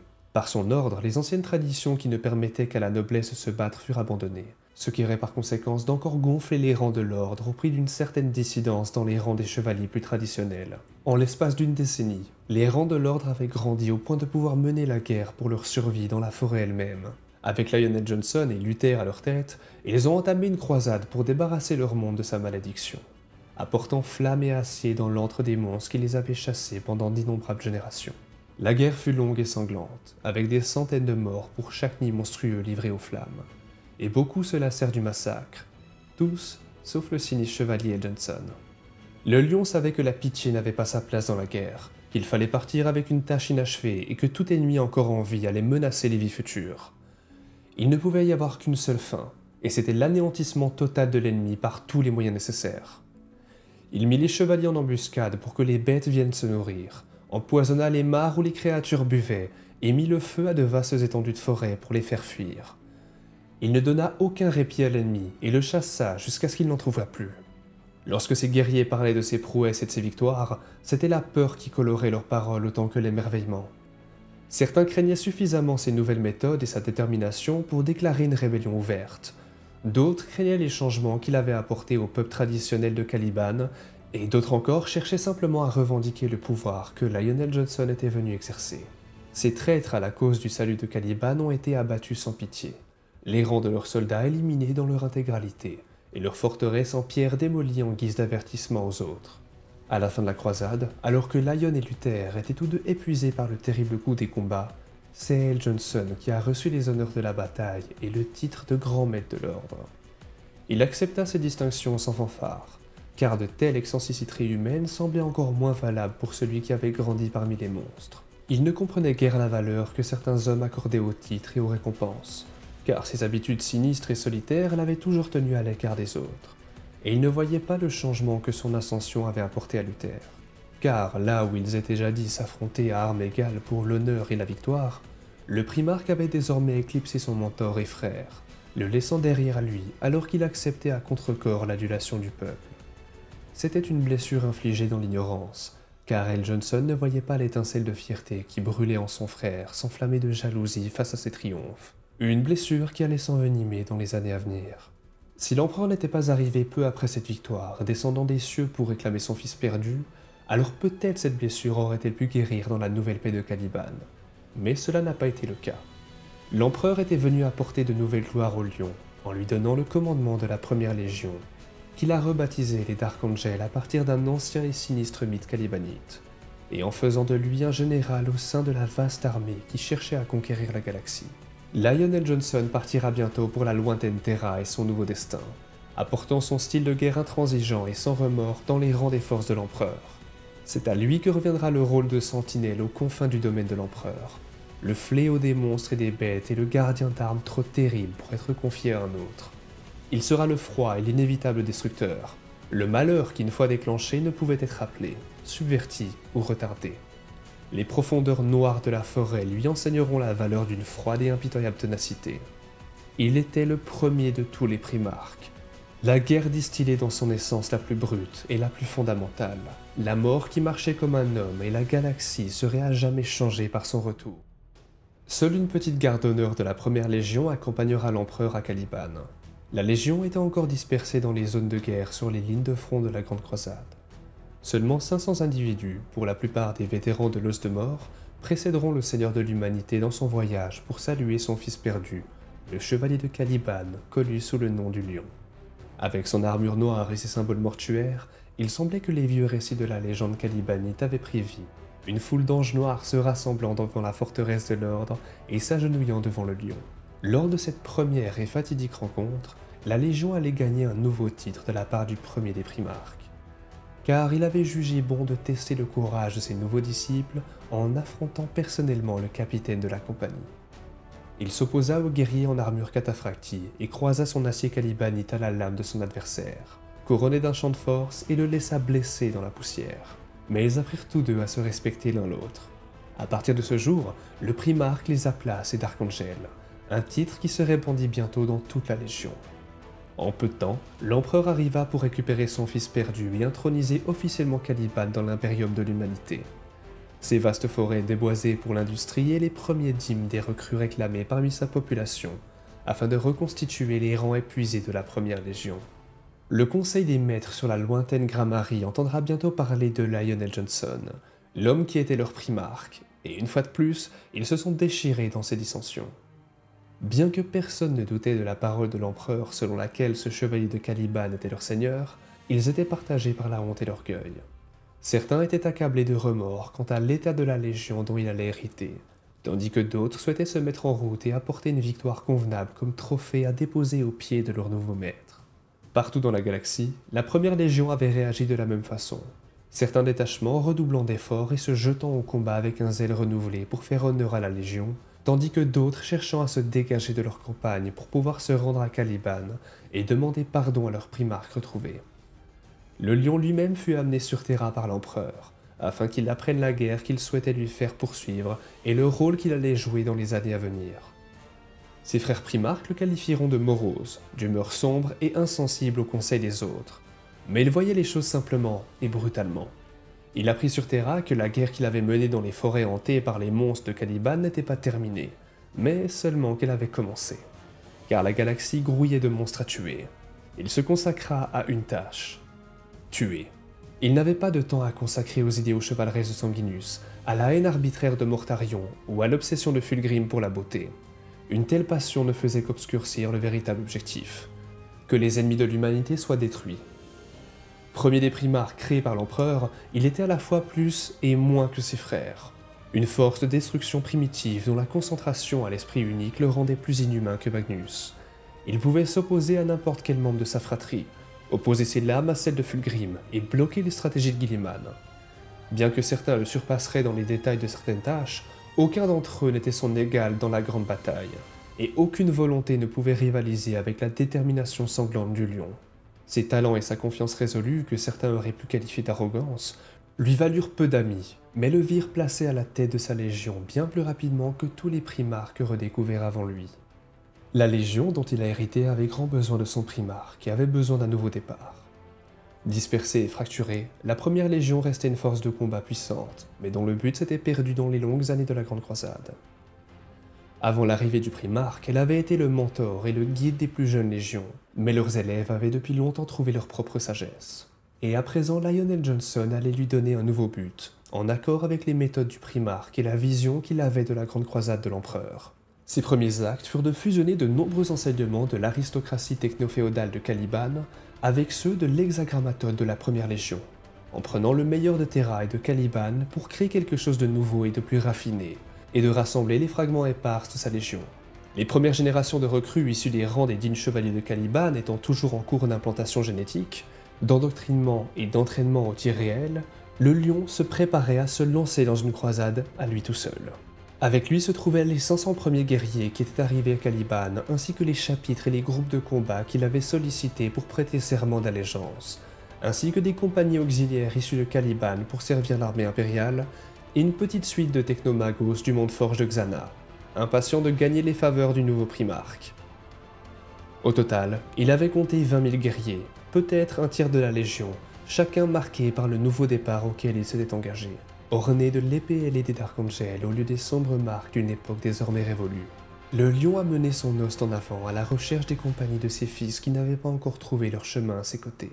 Retrouver ces guerriers dispersés au milieu du chaos de la Grande Croisade, une guerre menée à travers une galaxie par 10 milliards de guerriers sous les armes, n'était pas une mince affaire et n'avait été rendue possible que grâce au génie du lion lui-même et aux arts des adeptes de Xana, qui auraient rapidement parcouru les banques des données de la Divisio Militaris pour discerner dans quelle campagne la Première Légion avait saigné et connu des pertes. Pour toute autre légion, l'arrivée de son nouveau primarque aurait pu être la cause des célébrations bruyantes ou de défilés ostentatoires.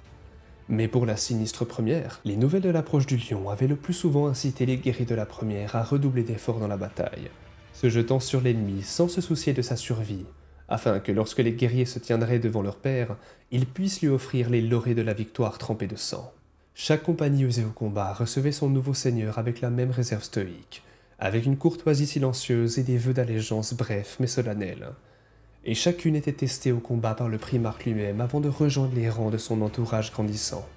Le lion démontra sa valeur par ses actions et son habileté plutôt que par des paroles et des vagues promesses, permettant à ceux qui douteraient de lui d'opposer leur lame aux siennes dans un combat honnête.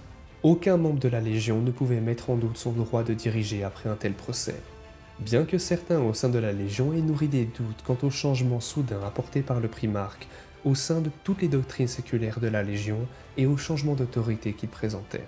En quelques années seulement, le lion avait rassemblé la grande majorité de sa Légion, près de 100 000 guerriers, et les avait conduits à l'ancien bastion de la Première Légion sur Gramarye. Là, le conseil des maîtres et le conclave des précepteurs l'attendirent au milieu des nombreux honneurs de la longue et glorieuse histoire de la Première Légion, mais aussi de la sagesse accumulée au cours des batailles. Ici, entouré des trophées poussiéreux du passé, Lionel Johnson a remis sa légion sur pied.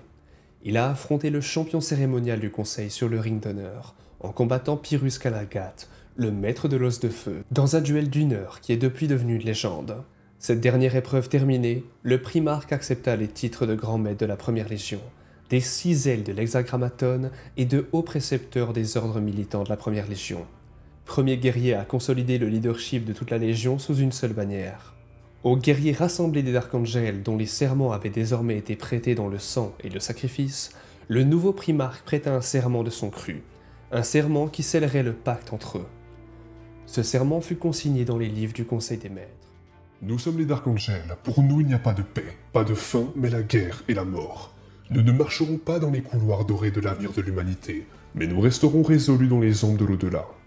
Tant que nous respirons encore, cet impérium ne tombera pas, et nous ne connaîtrons pas la défaite, car je le promets à chaque guerrier, chaque goutte de sang dans la Légion au nom de la victoire, et cela, quel qu'en soit le prix.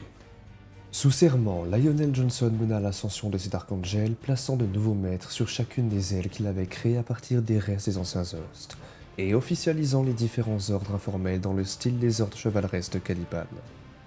Avec le premier afflux des nouvelles recrues de Caliban, maintenant prêtes à rejoindre la Légion, comprenant les anciens guerriers qui avaient choisi de subir le douloureux et peu fiable processus d'amélioration augmentique qui leur permettrait d'atteindre des niveaux de compétences comparables à ceux des vrais Space Marines, Lionel Johnson les a rapidement incorporés dans cette nouvelle structure, en prenant soin d'attribuer les postes et les commandements uniquement en fonction du mérite et non en fonction de l'origine ou de la simple vertu du temps de service. Un certain nombre de ses anciens compagnons trouvèrent des postes au sein de son cercle restreint, et malgré les épreuves rigoureuses sur lesquelles le lion insista, certains des vétérans les plus âgés ne furent pas très heureux de céder leurs autorités à ces nouveaux venus. L'ancienne grande chapelle de Gramarye fut démolie et remplacée par une forteresse plus modeste pour assurer l'expansion industrielle de ce monde, car si la Légion maintenait une grande forteresse sur Caliban, son véritable cœur et siège du pouvoir serait le sanctuaire du Primarque, à bord de son vaisseau amiral, l'ancien cuirassé de classe Gloriana, l'Invincible Risen. Pour beaucoup, cette revitalisation de la Légion a servi à dissiper le malaise qui avait percé sur la première, en écartant la vanité qui avait entaché la valeur de la victoire et en embrassant la pureté de la vision du Primarque. Cependant, pour une minorité silencieuse de vétérans, la dissolution soudaine et brutale des anciennes traditions et l'introduction du nouveau sang de Caliban ont laissé un doute persistant. Le lion avait choisi de confronter toute intransigeance à l'indifférence stoïque qui le caractérisait, décidant de plonger la Légion dans la guerre et espérant que son ensemble dissiperait tout doute. Éparpillé sous les ordres des maîtres et des chevaliers commandants de la Légion, il a mis les Dark Angels à la tâche, tandis que le Primarque menait sa propre flotte pour répondre à un appel à l'aide reçu tout récemment par le cœur astropathique nouvellement installé sur Caliban. Sa destination était le monde lointain de Carcassarn. Là où la garnison des Ultramarines avait résisté au siège pendant plus de 8 mois après un soulèvement soudain de la population vivant dans les salles en ruine de la forteresse détruite. Les rebelles désespérés avaient ouvert des voûtes cachées profondément sous la surface de la planète et avaient libéré une arme bactériologique qui avait transformé les habitants brisés de leur monde en ghouls corrompus et assoiffés de sang, dont l'esprit était brûlé de toute pensée, sauf celle de chasser et de tuer. Ces créations monstrueuses sont ensuite tombées sur les guerriers sans méfiance de la 13e Légion avec une férocité qui a fait réfléchir même les Space Marines. Une grande partie des forces de la Grande Croisade étant concentrées à l'Est galactique, il y avait peu de forces disponibles pour soulager les Ultramarines assiégés, et étant donné l'histoire de Carcassarn, peu de gens s'attendaient à ce que les Dark Angels reviennent. Ainsi, lorsque l'Invincible Risen a percé l'Immaterium et est entré dans l'espace réel, ses baies de largage déjà ouvertes et prêtes pour le lancement, le prêteur Artaeon de la 13e, le commandant de la garnison presque envahie, avait perdu un instant la fameuse réserve stoïque des Ultramarines et avait crié de joie à sa vue. Le lion lui-même était au premier rang de la force de secours, se frayant un chemin à travers les hordes grouillantes de ghouls qui menaçaient de déborder les Ultramarines. À la tête de 1000 vétérans de la Dreadwing, le nouveau seigneur de la première élimina rapidement l'ennemi, envoyant un rideau de plasma surchauffé récurant les murs et les bunkers de la forteresse. À ses talons, la flotte entière, soit 10 000 guerriers des Dark Angels, mit en déroute l'ennemi qui fut anéanti par leurs lames alors qu'ils se recroquevillaient dans leur centre. Lorsque les Ultramarines sortirent de leurs fortifications pour les rejoindre au milieu de la mer des cadavres et de cendres, ils le firent avec une certaine appréhension, s'attendant peut-être à une certaine rétribution pour la dernière rencontre entre leur Légion et Carcassarn, ou à une demande de cession du monde à la première Légion en échange de leur aide. Pourtant, le lion n'avait aucun intérêt pour les vieilles rancunes ou la sordide affaire des accolades et des honneurs, et une fois la tuerie terminée, il partit sans fanfare, ne laissant derrière lui qu'une bannière vide pour marquer la dette payée. Le fait que ce soit l'un de ses premiers combats n'était pas un accident, mais une déclaration d'intention. Il ne s'agissait pas de faire de la politique, ni de construire des empires ou des monuments, et il s'était engagé à faire la guerre et à mourir, à tuer les ennemis de l'empereur et à rien d'autre. Comme pour répondre à son appel, la guerre allait s'abattre sur l'Imperium. Les Rangdan, cette terreur que l'on croyait depuis longtemps éteinte, s'abattit sur les confins nord de l'Imperium en nombre défiant toute croyance. Pendant près d'une décennie, les vétérans de la première Légion, aujourd'hui les Dark Angels, se battirent pour tenir en échec un ennemi qui menaçait de dévorer tous les mondes de l'humanité. Le lion créa sa propre légende en ce temps sombre, une sinistre figure de la mort et de la vengeance qui s'abattit sur les Rangdan dans une froide fureur. Dans les premières années terribles du conflit, lorsque l'Imperium semblait perdu dans une marée de monstres xénos et leurs esclaves, le lion s'était tenu debout au milieu du carnage.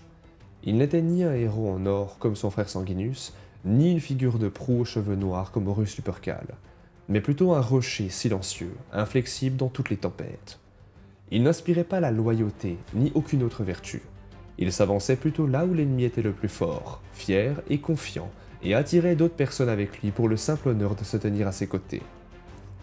Pendant près d'une décennie, les batailles firent rage, quelques 9 légions prenant part au combat et ravageant les colonies dans les secteurs nord de l'Imperium. Parmi les légions engagées dans les combats, beaucoup subirent de lourdes pertes. Les Space Wolves notamment, qui perdirent quelques 5000 guerriers, brisant le siège de Xana à eux seuls, et les Dark Angels rassemblés une fois de plus en quasi-totalité firent leur propre bilan. Le vaste affrontement des vaisseaux spatiaux de Morkar et la bataille de Moro, qui dura 7 semaines et où 3 compagnies des Dark Angels tinrent tête à plus d'1 million de serviteurs neuromaculés des Rangdan, la victoire étant achetée au prix de leur vie et avec le sang de la vieille Légion. Car lorsque la victoire fut enfin proclamée et la menace des Rangdan vaincue, les Dark Angels n'étaient plus qu'un dixième de leur ancien nombre. Certains disent que l'ancienne Légion s'était battue pour se montrer digne de leur nouveau seigneur. D'autres qu'ils ont saigné pour réparer leur échec à détruire les Rangdan lors de leur première rencontre. Et quelques-uns ont murmuré que le lion les avait envoyés à l'abattoir pour qu'ils puissent les remplacer par des guerriers calibanites plus dociles. Que cela soit vrai ou non, c'est vers Caliban que le lion s'était tourné pour reconstituer les rangs de sa légion. Le fléau des Rangdan avait été repoussé. Le premier nouvel afflux de vrais Space Marines calibanites entra dans les rangs de la Légion. Là où ils n'étaient autrefois que les quelques compagnons plus âgés du Primarque, et où ils étaient maintenant dispersés dans toutes les ailes et tous les ordres de la Légion.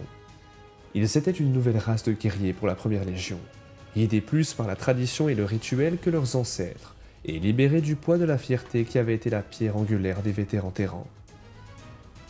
Au lendemain de la deuxième guerre Rangdan, ce fut cette nouvelle Légion qui avait poursuivi son œuvre et qui avait apporté la guerre aux ennemis les plus tenaces. De Caliban, ils se sont répandus à travers les étoiles, car contrairement à beaucoup de leurs frères, ils n'avaient pris que peu de bastions, à l'exception de celles des chapelles forteresses solitaires qui tenaient le savoir de la Légion. Chacune de leurs flottes était attachée à un coin différent de l'Imperium, pour patrouiller dans les endroits sombres où le monstre était encore présent.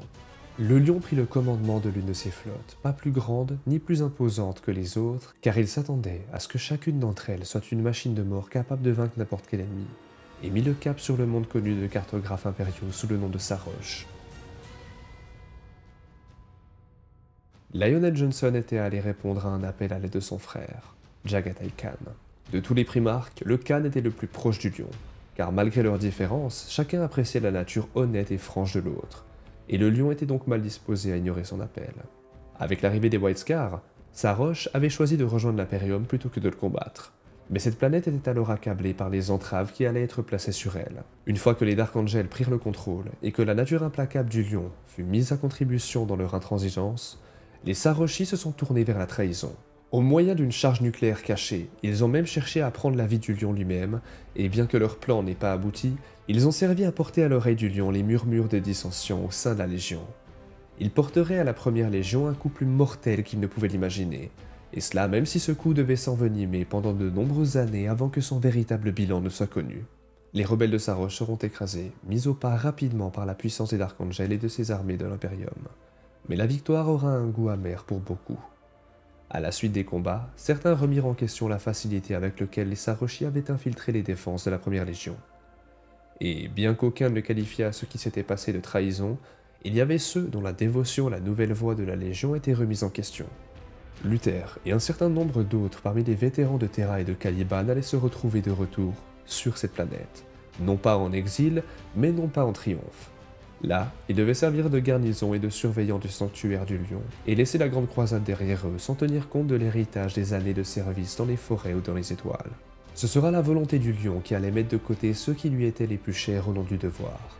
Certains le qualifieront d'arrogant, et d'autres avec le recul de téméraire, mais ce sera toujours la volonté du lion. Ce n'était pas la logique froide de la bataille que certains parmi les primarques privilégiaient, mais le fier impératif du devoir et de l'excellence. Que ceux qui faiblissaient devaient être mis à l'écart, quelle que soit la justification de leur échec, et que les dignes deviendraient plus forts à travers les épreuves auxquelles ils étaient confrontés. Selon ce credo, les Dark Angels vivaient et saignaient, poursuivant l'œuvre de l'Empereur dans les derniers jours de la Grande Croisade. Partout où la marée de la conquête ralentissait, on trouvait des épées brillantes et une sinistre détermination contre les pires horreurs de la galaxie. Le lion, séparé alors depuis longtemps des forêts de Caliban et fidèle aux rêves de l'Imperium, se battit à chaque instant qui lui était donné. Il ne passait pas son temps à faire des parades, à construire des forteresses ou à disputer avec ses proches, mais allait stoïquement de bataille en bataille. Lui et sa légion commencèrent à fuir le rassemblement de la Grande Croisade et la fraternité de leurs frères, méprisant ceux qui s'inquiétaient de telles frivolités alors qu'ils combattaient des ennemis forts et puissants contre lesquels tester leur courage. Au fil des ans et des guerres, la distance entre les Dark Angels et les autres légions de l'Imperium s'était accrue. Peu de primarques prirent le temps de rechercher leurs frères reclus, alors que lui et sa légion continuaient à aiguiser leurs lames.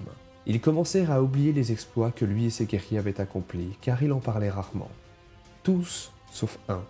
Horus Lupercal, toujours vigilant, prêta beaucoup d'attention à son frère et aux actions de sa légion. Une fois, il avait essayé de lier la première légion à lui, mais les codes de cette dernière étaient un bouclier contre son influence et leur fierté un contrepoids à sa manipulation. Ces loges ne trouvèrent aucun intérêt dans leur rang, rejetés par les percepteurs des ordres militants et les précepteurs des ailes de l'Hexagrammaton, comme étant sans valeur et indignes d'eux. Ils n'étaient pas et ne pourraient jamais être à son service. Leur maître était comme sa légion, un rocher dans lequel Horus Lupercal ne pouvait trouver aucune fissure, ou même des fentes, pour fixer tout harpon. Aucune laisse par laquelle il pouvait le conduire sur les champs de son choix.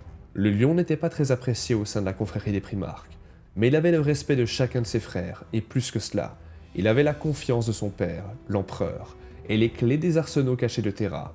Si l'empereur devait choisir un seul de ses primarques pour diriger et pour se tenir à la tête de la Grande Croisade, alors le choix de Lionel Johnson était facile à comprendre, et cela troublait le maître des Luna Wolves. Ainsi, lorsque la conquête du Lanor se profilait devant Horus, il était sûr de voir le lion et la première détournée vers des champs de bataille lointains, et ne lui offrait aucune invitation au grand triomphe qui suivit. Ainsi, lorsque Horus fut couronné maître de guerre, le lion n'était pas présent, une victoire pour l'esprit cupide du nouveau maître de guerre. Pourtant, ce fut l'une des rares erreurs de calcul commises par l'esprit avisé du maître de guerre. Il avait compté tous les hommes de pouvoir pour penser comme lui, mais si le lion et les Luna Wolves partageaient de nombreux traits de caractère, ils n'étaient pas les mêmes. Lorsque la nouvelle du nouveau rang d'Horus parvint au lion, il ne fit pas de pause dans ses campagnes, n'offrit pas de félicitations et ne se lamenta pas sur sa propre fortune. Ce qui, plus que la réaction des autres frères, fit réfléchir le maître de guerre. Nous ne savons pas quand les pensées d'Horus se sont tournées vers la rébellion et la trahison, mais il est probable que c'est le lion qui l'a désigné comme l'une des plus grandes menaces pour ses plans. Les Dark Angels étaient à la fois nombreux et compétents dans tous les arts de la guerre, l'accès aux arsenaux de Terra et des Psy-Arcana étant interdit à tous les autres, et leur primarque était aussi inflexible que le fer, loyal sans aucun doute et assez résolu pour se redresser contre toute menace. Comme tous les primarques, le maître de guerre ne ressentait pas la peur comme les hommes de moindre importance. Mais l'idée d'affronter le lion dans une bataille ouverte lui donnait à réfléchir, et s'il ne voulait pas être appâté, il devait être exilé.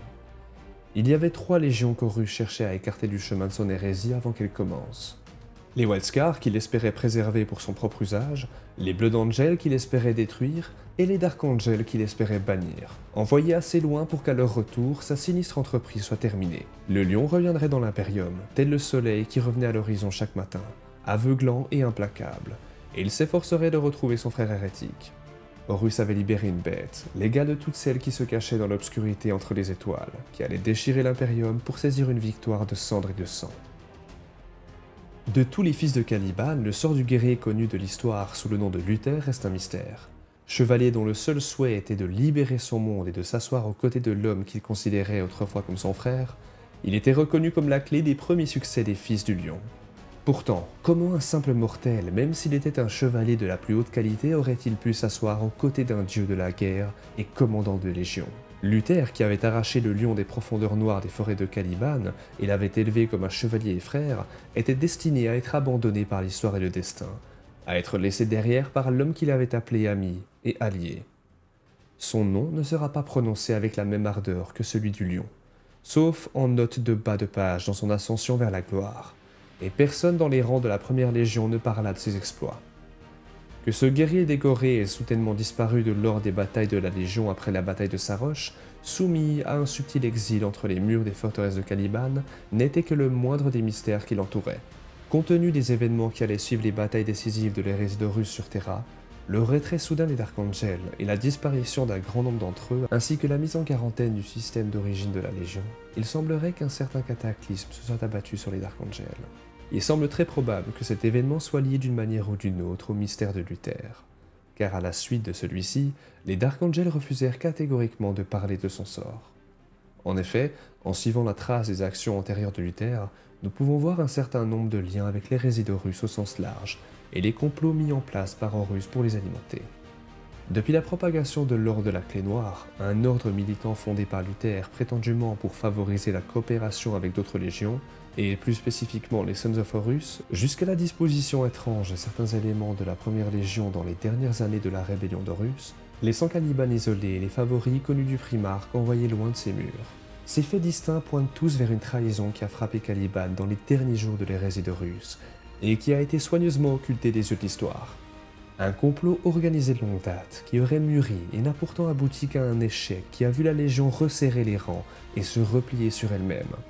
Nous ne pouvons pas savoir avec certitude quel rôle exact Luther a joué dans un tel événement, et dans quelle mesure l'influence du maître de guerre s'est exercée sur cette tragédie. Seules les rumeurs et les demi-vérités abondent face à l'intransigeance des Dark Angel.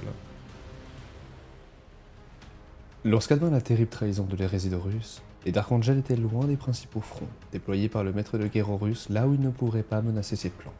Malgré tous les efforts du Lion, sa légion ne put atteindre Terra avant que le monde trône ne soit assiégé par les armées de Russes. Et à leur arrivée, la bataille cataclysmique était déjà terminée. La seule voie ouverte aux Dark Angel était celle de la vengeance, et les fils du Lion jouèrent un rôle clé dans les événements qui devinrent connus sous le nom de la Purge, événements autour desquels le reste des renégats fut exterminé ou repoussé dans l'œil de la terreur. Mais les Dark Angel étaient loin de se douter qu'ils allaient être confrontés à une ultime trahison. De retour sur Caliban, la flotte des Dark Angel se plaça en orbite et fut immédiatement assaillie par des tirs de batterie défensive en provenance de la planète. Malgré l'immense choc suscité par cet événement, le Lion fit preuve d'une grande réactivité et permit à la flotte de se replier en bon ordre. Il comprit que la jalousie de Luther s'était muée en une amertume et en une haine. Par son indéniable charisme, Luther avait retourné des générations de nouvelles recrues contre le Primarque et ses guerriers. Les puissances de la ruine n'eurent aucun mal à exploiter la colère de Luther, qui devint leur pantin. La fureur du Lion et les Dark Angel atteignit son paroxysme quand il apprit que leur frère s'était retourné contre l'empereur. Le Lion organisa une frappe contre Luther, déterminé à châtier l'homme qui fut son allié le plus proche, tandis que la flotte des Dark Angel pillonnait la surface de Caliban. Le bombardement fut si puissant qu'il déstabilisa la planète, brisant sa croûte et déchaînant de terribles forces tectoniques.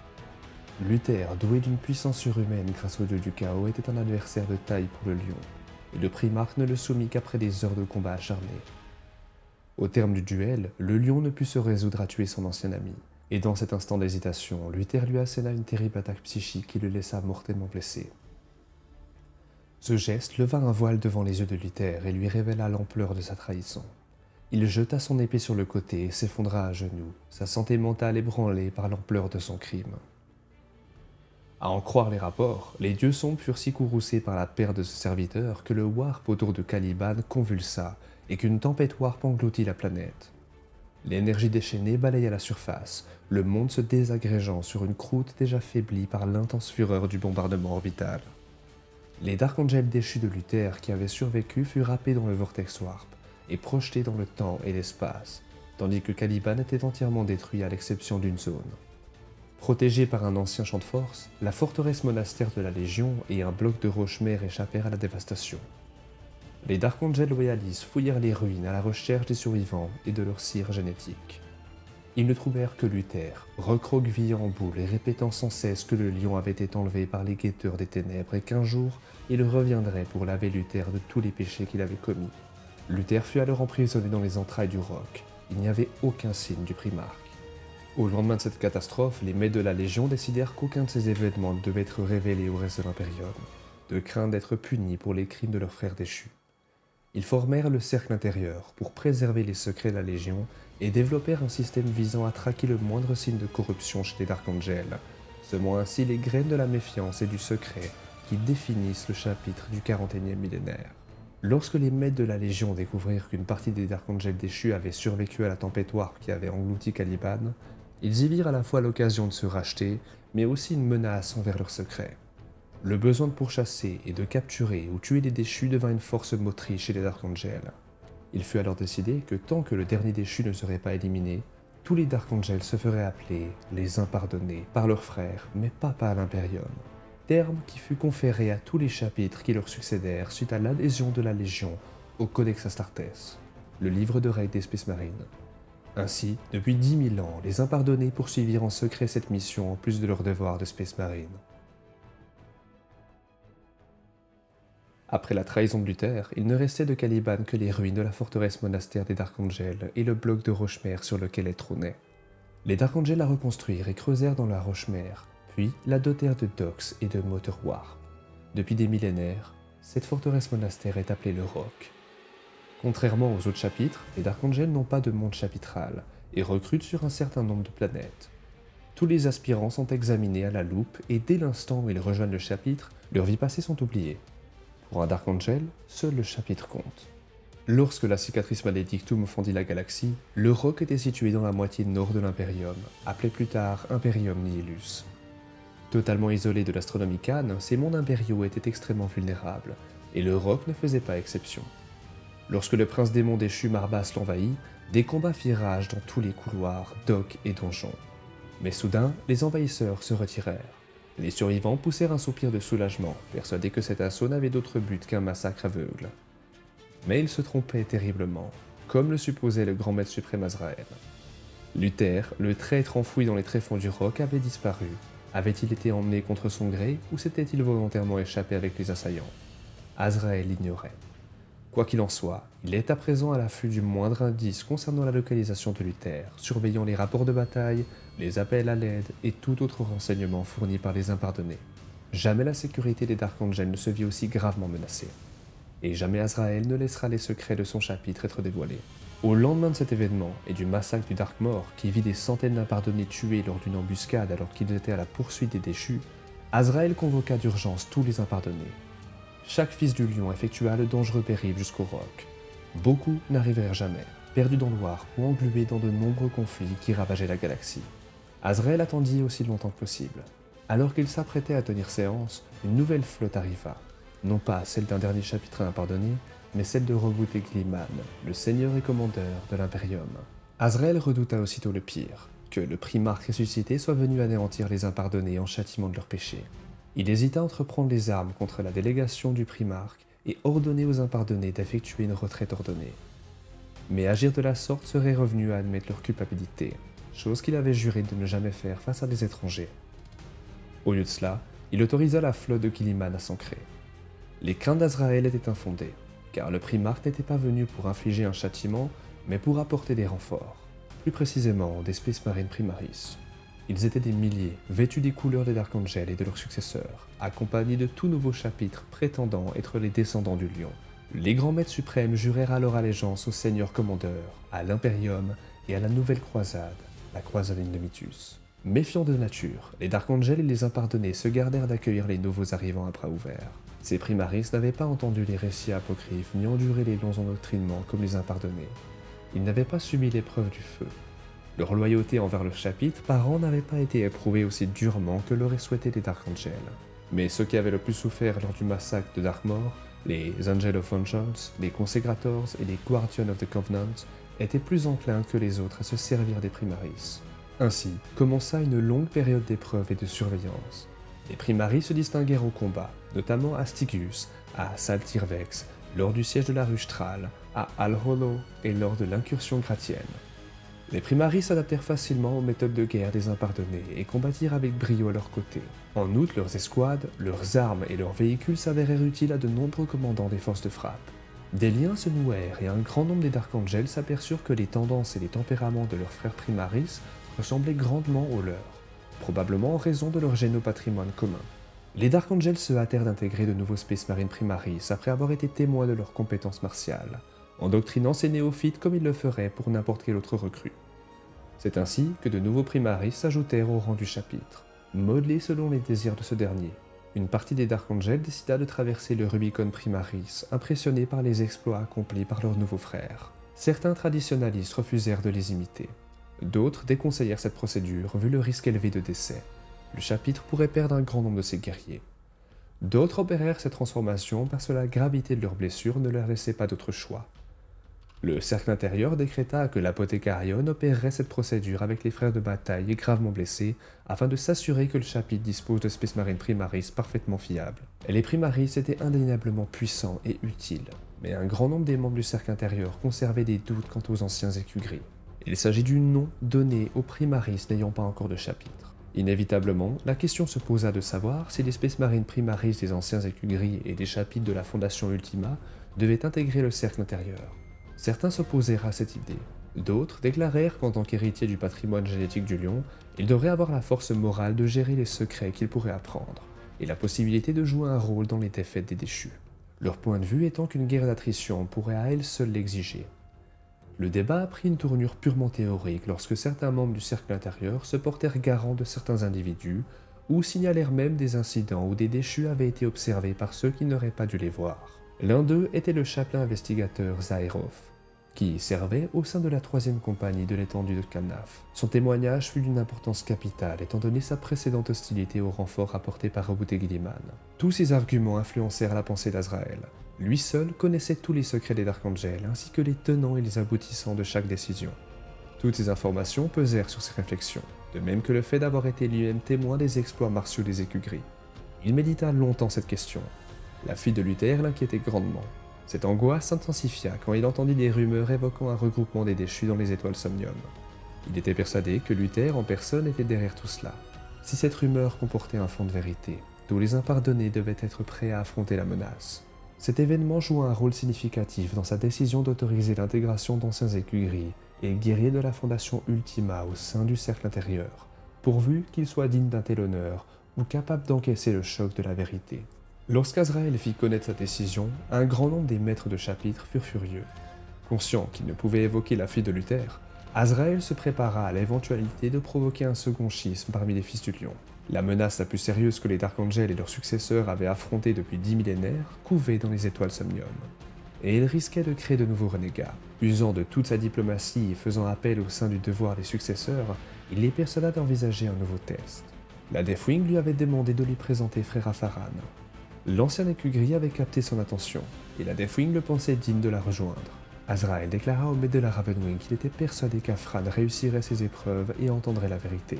Et Azraël miserait toute la réputation de son chapitre sur un unique guerrier. Un grand nombre des plus sceptiques fut touché par la conviction et l'humilité de ce dernier malgré son grade supérieur.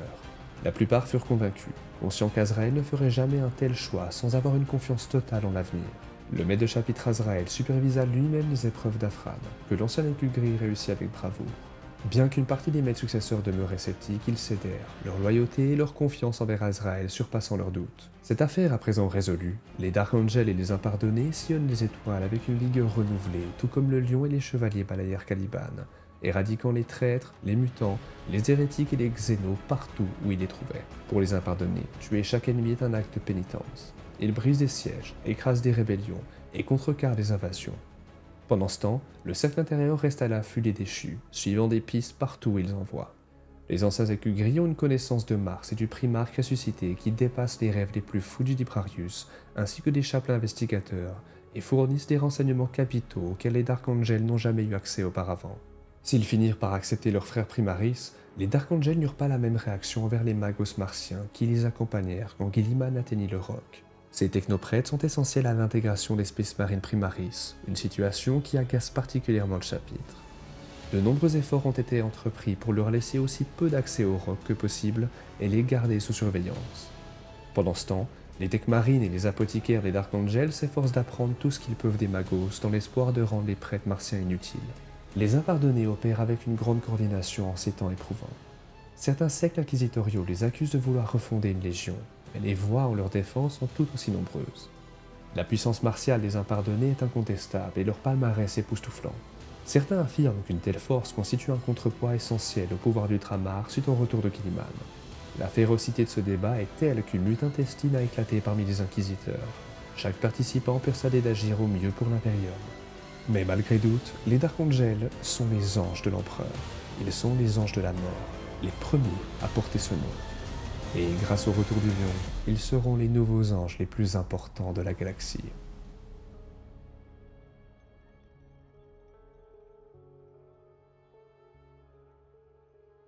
J'ai une annonce extrêmement importante à vous faire, alors regardez bien jusqu'à la fin de cette vidéo s'il vous plaît, c'est très important. Pour ceux qui ne savent pas, il y a ma gamme de figurines qui existe avec les Galactic Chad. On va faire un énorme concours qui est déjà en cours sur le Discord. Vous pouvez participer, le concours a été ouvert il y a quelques temps. Vous pouvez participer avec les figurines que vous avez fait. Il y a 500 € à gagner pour toutes les personnes qui seront dans le top 3. Et il y aura évidemment des gens qui seront félicités pour leur créativité. Donc même si vous n'êtes pas le plus gros peintre, si vous êtes très créatif, eh bien vous aurez un point bonus pour directement avoir un autre cadeau que j'ai mis à côté, une autre boîte de Warhammer. Donc sachez que oui, vous pouvez prendre ces figurines, pour ceux qui les ont déjà achetées, n'hésitez pas à juste partager la peinture que vous avez faite de vos figurines, ou juste peignez-les comme un objectif, et vous avez une forte chance d'obtenir 500 € ou au moins un lot parmi tout ce qu'il y aura. Et profitez-en, le 21 mai, toutes ces figurines-là auront disparu, elles ne seront plus disponibles malheureusement, donc profitez-en, on aura une nouvelle gamme qui arrivera à la suite, qui sera permanente cette fois. Ici, c'est vraiment la dernière fois que vous pourrez obtenir le Galactic Chad et tous les Sword Heroes et les Galactic Marines justement. Donc n'hésitez pas à en profiter avant que cela soit plus disponible, et comme je l'ai dit, n'hésitez pas surtout à participer au concours. Le concours, si vous avez déjà les figurines, c'est gratuit. Beaucoup de gens ont les figurines, mais n'ont pas encore pris le temps justement de participer au concours parce qu'ils sont même pas au courant qu'il y a le concours. Ça se fait donc sur Discord, checkez la description et le lien aussi du commentaire épinglé. Je tenais à vous remercier aussi pour tous les derniers retours de toutes les vidéos. Je suis aussi, comme vous le savez, à la convention de Bordeaux le 24 mai, n'hésitez pas à venir me dire bonjour. C'est un petit peu une actualité que je tenais quand même à vous informer, étant donné que c'est la première convention ou premier événement Warhammer que je fais depuis que j'ai 12 ans à vrai dire. Donc n'hésitez pas à venir me dire bonjour si vous voulez, on pourra discuter évidemment. Et j'ai hâte de tous vous rencontrer. Prenez soin de vous, de votre santé physique et mentale. Comme d'habitude, l'Empereur protège, abonnez-vous, commentez pour l'algorithme. Dites F Luther en commentaire, évidemment. Et à bientôt. L'Empereur protège, Ave Imperator.